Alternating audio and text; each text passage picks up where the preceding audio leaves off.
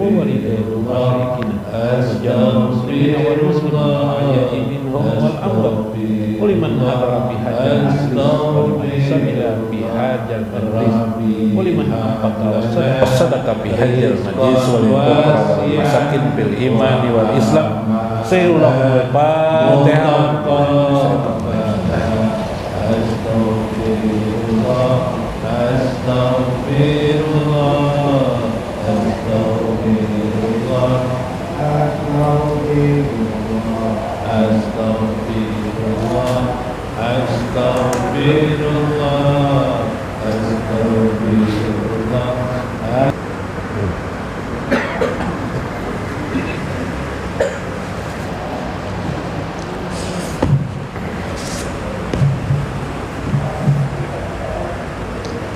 Assalamualaikum warahmatullahi wabarakatuh. Bismillahirrahmanirrahim. Bismillahil malikil qudusi salam. Bismillahil azizil hakim. Wassalatu wassalam ala sayyidina wa nabiyyina Muhammad wa ala alihi wa sahbihi ajmain. Baina insyaallah aba'asu li kitab Syekh Izzuddin Ibnu Abi Salam bi kitabihi Sajaratul Ma'arif wa halu rumus wa mafatihul kunuz insyaallah wa nafa'ana bihi wa ulumihi fid dharain amin ya rabbal alamin. Mudah-mudahan melalui saluran Syekh Izzuddin Ibnu Abdis Salam Allah mengangkat derajat kita pada derajat di sisinya. Mudahan kita termasuk jumroh para nabi-nabi dan orang-orang sholihin. Mudah-mudahan Allah meluaskan rezeki untuk kita, rezeki hidup kita, rezeki di kehidupan ini, rezeki bagi anak-anak kita, keluarga kita, rezeki tetangga kita. Mudah-mudahan Allah juga memberikan rezeki seluas-luasnya untuk kita dan kaum muslimin. Mudah-mudahan Allah juga memberikan kepada kita taufik dan hidayahnya selalu, walutfan wa aunan waridho dalam hidup ini, membersamakan kita dengan baginda Nabi besar Muhammad SAW di dunia, di akhir hidup kita, di barjah kita, dan di akhirat kita. Amin ya rabbal alamin. Faqala al-musannifu rahimahullah, berkata Syekh Izzuddin Ibni Abdis Salam, amma kalamullah. Bahasan ini disebut dengan bahasan kalamullah. Jadi kalau ilmu tauhid itu, pokok ilmu tauhid itu ada 13 sifat, kan sempurna menjadi 20 sifat. Sifat yang pertama kemarin adalah sifat wujud atau disebut dengan sifat nafsiyah Allah. Sifat nafsiyah itu sifat pribadi diri Allah, itu aja ada. Nah, makanya ketika ilmu tauhid itu berkembang menjadi ilmu tasawuf, ilmu ketuhanan, ilmu ma'rifat, maka tauhid itu, maka sifat nafsiyah itu wujud itu hanya Allah aja yang memiliki. Berarti selain Allah itu tidak ada yang wujud. Begitu maksudnya. Seolah-olah begitu. Karena itu sifat nafsiyah itu sifat pribadi, sifat privat Allah Subhanahu wa ta'ala. Maka setiap sesuatu yang mengaku wujud maka harus diartikan sebagai pancaran dari Allah Subhanahu wa ta'ala, sinar dari Allah Subhanahu wa ta'ala, atau bahasa lain adalah makhluk Allah Subhanahu wa ta'ala. Nah, sifat nafsiyah diri Allah wujud itu memiliki sifat-sifat dia. Sifatnya apa? Sifat salbiyah. Sifat salbiyah itu sifat yang berkedudukan sebagai ciri karakter, bisa aja orang mengatakan ciri. Hanya Tuhan yang bisa sifat itu. Tidak ada yang, kalau ada sesuatu punya sifat ini, maka dia disebut Tuhan. Kalau tidak memiliki ini, berarti dia tidak Tuhan. Begitu kan? Apa itu? Kidam. Yalah, bako. Kidam itu sedia. Bako itu kekal. Ini ada semua di dalam Al-Quran. Mukhalafatul lil hawadis, berbeda dengan makhluk.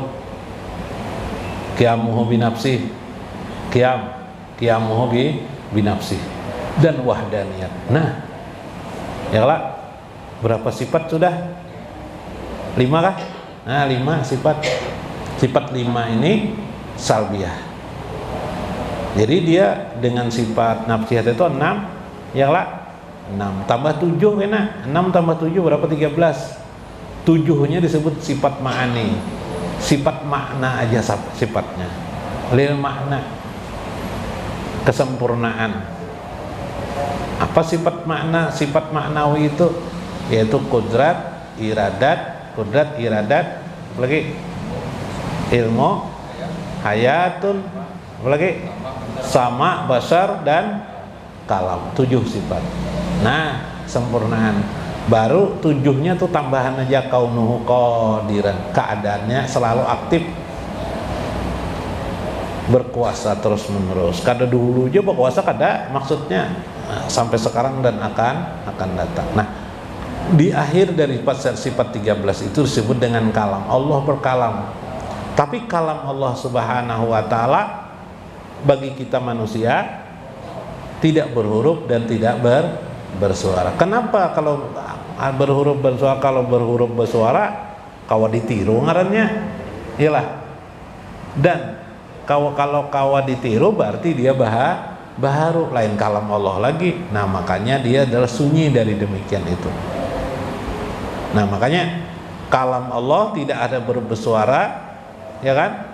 Kalam Allah itu hakikatnya adalah tidak berhuruf dan bersuara. Kalau bisa didengar bahaya, ialah dituruti orang atau disebut dengan bahar. Bagaimana cara memahami dan mengamalkan ilmu ini sendiri? Wa amma kalamullah wa in ahadun minal musyrikina istajaraka fahjirhu hatta yasma'a kalamallah. Sesungguhnya sebahagian minal musyrikin, orang-orang musyrik itu pada zaman Nabi ini dalam Al-Quran surah At-Taubah, ujar Tuhan, istajaraka, meminta perlindungan kepada engkau wahai Muhammad, fa'ajirhu, lindungi mereka, orang-orang musyrik itu. Kenapa jadi disuruh Tuhan melindungi? Hatta yasma'a kalam Allah, sehingga mereka mendengarkan kalam, firman-firman Allah. Nah, betapa kalam itu harus kita dengarkan. Kalam Allah itu harus kita dengarkan, yang diwujudkan Allah dalam kitab suci Al-Quran. Alif lam mim. Nah, makanya ulama itu alif lam mim zalikal kitabul la raiba fih. Nah, atau ayat Al-Quran yang kita baca dalam sholat, firman Allah semuanya. Bismillahirrahmanirrahim. Bismillah itu juga firman Allah. Qul huwallahu ahad, Allahus samad, itu firman-firman Allah Subhanahu wa taala.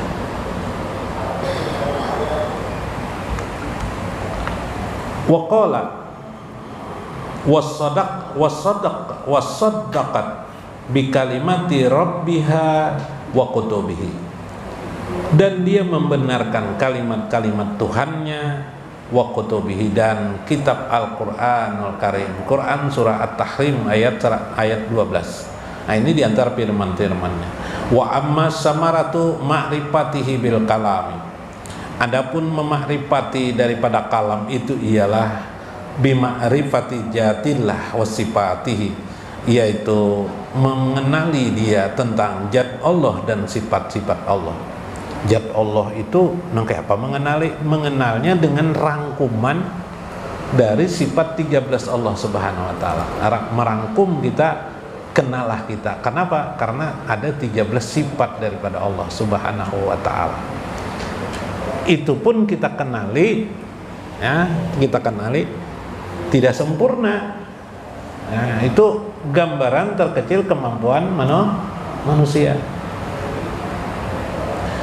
Di masa sahabat Nabi SAW, para sahabat itu tidak mengenal sifat 13 ini, sifat 13, sifat 20 ini tidak mengenal, karena belum tersusun lagi. Jangankan itu, kitab suci Al-Quran tersusun menjadi sebuah kitab seperti kita sekarang tidak mengenal dia. Bersyukur benar kita ini. Jadi para sahabat akhirnya mengumpulkan Al-Quran dijadikan satu kitab baru di masa Umar bin Khattab. Padahal banyak beberapa sahabat sudah meninggal kan, udah tahu dia. Bahkan sebagian sahabat tuh tidak sempat tamat Al-Quran karena dia keburu meninggal kan gitu. Artinya belum sempurna dia, mungkin tahu dengan ayat tertentu ini adalah Al-Quran juga, ini tidak, tercampur-campur kemarin sebelumnya. Nah kemudian akhirnya disempurnakan pada masa Umar bin Khattab, lebih disempurnakan lagi pada masa Utsman bin Affan. Tapi kada berbaris kayak kita di sini, kita ini kan berbaris sudah pakai baris. Maka akhirnya mereka tidak sempat menyusun, memahami, menyusun dalam arti dicatat mana bagian-bagian sifat-sifat Allah.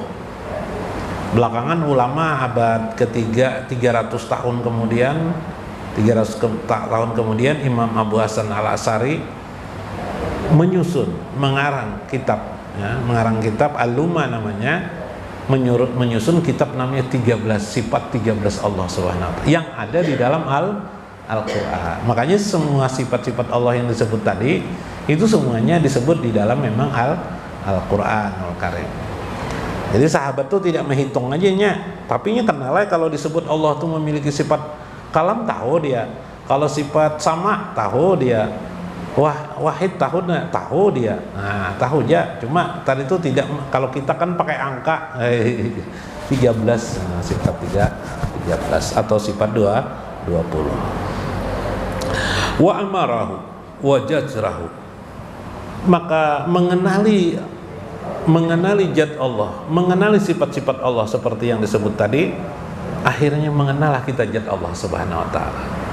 Setelah mengenali zat Allah Subhanahu wa taala, pahamlah kita Allah itu maha sempurna. Ketika kita paham maha sempurna, kita juga menelusuri wa amarahu, perintah-perintahnya, wa jajrahu, larangan-larangan yang dia tidak menyukai sesuatu itu, wa taqarrubu, dan bagaimana mendekat atau mendekati Allah Subhanahu wa taala bimafrudatihi, dengan melaksanakan kewajiban-kewajiban kepada Allah. Jadi jar Sayyidudin, ketika kita melaksanakan fardu di dalam agama kita, jangan lupa sesungguhnya itu adalah bagian daripada kita mendekatkan diri kepada Allah Subhanahu wa ta'ala. Jadi sebenarnya ibadah itu satu kesatuan sebenarnya hakikatnya. Kita sembahyang, kita mengerjakan sholat fardu, mungkin kita naik haji, kita berzakat, kemudian kita menuntut ilmu, itu satu kesatuan sebenarnya dalam rangka takarub kita kepada Allah Subhanahu wa ta'ala. Nah, jangan sampai kurang kita daripadanya. Kalau belum naik haji, berdoa mudah-mudahan bisa naik haji. Ya lah, karena bisa jadi di akhirat belum naik haji, di akhirat dicatat naik haji kita. Fatakalluku biha, fatakallam bikulli ma zalika alaihi wa arsadaka ilaihi.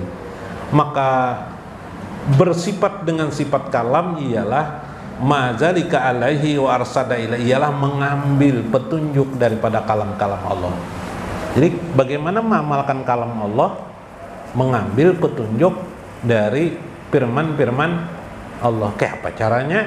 Membaca Al-Quran tidak tahu artinya, membaca terjemah makin bingung. Maka cara yang paling baik adalah duduk di pengajian agama. Sehingga di dalam pengajian agama itu pasti ada membacakan ayat-ayat Al-Quran sedikit demi sedikit. Memang tidak runtut dari Al-Baqarah, misalnya dari Al-Baqarah sampai akhir daripada juz, tidak. Nah, tapi bagian-bagian yang penting yang mewakili ayat-ayat yang lain. Karena ayat Al-Quran itu inti yang disebut oleh para ulama, Al-Quran itu isinya tiga bagian yang tercermin juga di dalam surah Al-Fatihah. Makanya surah Al-Fatihah itu induk Al-Quran. Apa saja di dalamnya itu? Di dalam Al-Quran itu terkandung makna akidah. Akidah itu tentang tauhid kita, tentang mengesahkan Allah Subhanahu wa taala, iktikad kita bahwa Allah itu adalah esa. Bagaimana pembahasannya yang dibahas biasanya dalam ilmu tauhid. Yang kedua, di dalam Al-Qur'an itu berisi hukum. Maka itu bagian seperempatnya adalah hukum. Seperempat yang lain adalah ketuhanan, pengamalan laku perilaku ma'rifatullah, sebenarnya itu. Maka ulama tidak bisa membahas secara keseluruhan, mereka membagi-bagi ilmu. Ada ilmu tauhid, ada ilmu fikih namanya hukum, ada lagi ilmu tasawuf. Nah, itulah kandungan juga dari surah Al-Fatihah. Bismillahirrahmanirrahim. Alhamdulillahirabbil alamin. Ar-Rahmanirrahim. Maliki yaumiddin. Itu berkait dengan ilmu tauhid. Ketuhanan ilmu tauhid. Iyyaka na'budu wa iyyaka nasta'in. Itu berkait dengan yang disebut dengan ilmu fikih atau hukum-hukum. Ihdinas siratal mustaqim siratal ladzina an'amta 'alaihim ghairil maghdubi 'alaihim waladdallin. Amin. Ini jalan tarekat, yaitu berketuhanan yang benar kepada Allah Subhanahu wa taala dalam hidup, atau disebut dengan ma'rifatullah atau ketuhanan, atau bahasa yang lebih umum lagi namanya tasawuf, yaitu keadaan diri yang suci namanya. Subhanallah. Nah, disitulah kita dapat kenal yang namanya mimma, daripadanya adalah mimma yazlibuka ladaihi min zikrihi wa sukrihi wa tilawati kitabihi, yaitu dengan melazimkan kita dekat kepada Allah itu selalu mengingat Allah Subhanahu wa taala. Subhanallah. Jadi setiap orang yang berzikir itu berarti dia sedang mengamalkan kalam Allah. Subhanallah, alhamdulillah, wala ilaha illallah. Jadi setiap kita berzikir itu, atau apa saja kita benar, misalnya kita menyebut Allah, Allahu, Allah, kita tarik ke Allah, berarti hakikatnya itu adalah sodakta anta Allah ilahi, benarlah engkau adalah Tuhanku Allah. Itu hakikatnya. Ketika kita mengucap subhanallah, maha suci Allah, benarlah kalammu, benarlah perkataan engkau, benarlah kalam engkau ya Allah, engkau adalah maha suci, benarlah kalam engkau adalah suci. Ya lah, alhamdulillah, maha benarlah engkau segala puji, sesuai dengan kalam engkau maha terpuji. Begitu bahasanya, dan seterusnya. Itulah kita lakukan, bagaimana kita berzikir kepada Allah, wasukrihi, dan bersyukur kepada Allah Subhanahu wa taala. Hakikatnya kita mengagungkan kalam Allah Subhanahu wa taala, karena isi kalam itu berisi perintah dan menjauhi larangannya. Nah, di situ pengamalan daripada takalluqu bihi, yaitu mengamalkan kalam Allah Subhanahu wa taala. Nah, subhanallah. Simpulannya itulah, pertanyaannya kan simpulannya begini. Bagaimana mengamalkan kalam Allah Subhanahu wa taala? Maka jawabnya ialah kita berzikir mengamalkan perintah Allah untuk mengingat Allah Subhanahu wa taala. Berarti kita bersifat dengan sifat kalam Allah. Kalam Allah itu, perkataan Allah itu berisi perintah, berzikir mengingat kepadanya, maka kita berzikir. Kemudian Iqra bismi rabbikal ladzi khalaq, ujar Tuhan, Iqra, bacalah, bismi rabbika, dengan menyebut nama Tuhanmu. Maka kayak apa kita nih hidup dalam hari-hari ini selalu menyebut nama Allah, itu disebut dengan zikir. Lebih-lebih utama lagi perbuatan kita bermakna zikrullah kepada Allah Subhanahu wa taala, memuji Allah. Maka pandangan kita, mata kita, melihat kita, mendengar kita dalam pengertian mengagumi Allah Subhanahu wa taala, berarti kita mengamalkan juga kalam Allah Subhanahu wa taala. Mudah-mudahan bermanfaat, mudah-mudahan kita mengambil hikmah di dalamnya. Wallahul muwaffiq ila aqwamit thoriq. Assalamualaikum warahmatullahi wabarakatuh. Allahumma sholli ala sayyidina Muhammad sholatan tughnini biha bil ilmi wa rizki wa ala alihi wa sahbihi wa salim. Ya Allah, berilah salawat salam kepada Nabi Muhammad, suatu salawat yang dikayakan kami dalam ilmu dan rezeki. Salawat salam pada kulanya, wanfa padaannya. Umai makan nyaman, lidah selera masakan padang. Di rumah makan Simpang Raya, Jalan Sutoyo S samping TV Banjarmasin. Di rumah makan Tanjung Indah, Kayu Tangi Banjarmasin. Di rumah makan Elok Bersama, Kampung Melayu Banjarmasin. Di rumah makan Ampera Keluarga, Jalan Belitung Darat Banjarmasin. Di rumah makan Dene seberang Masjid Agung, Jalan Pangeran Antasari Banjarmasin. Di rumah makan Pagaruyo, Jalan Bumi Mas Banjarmasin. Allahumma sholli ala sayyidina Muhammad sholatan tughnini biha bil ilmi wa rizki wa ala alihi wa sahbihi wa sallam.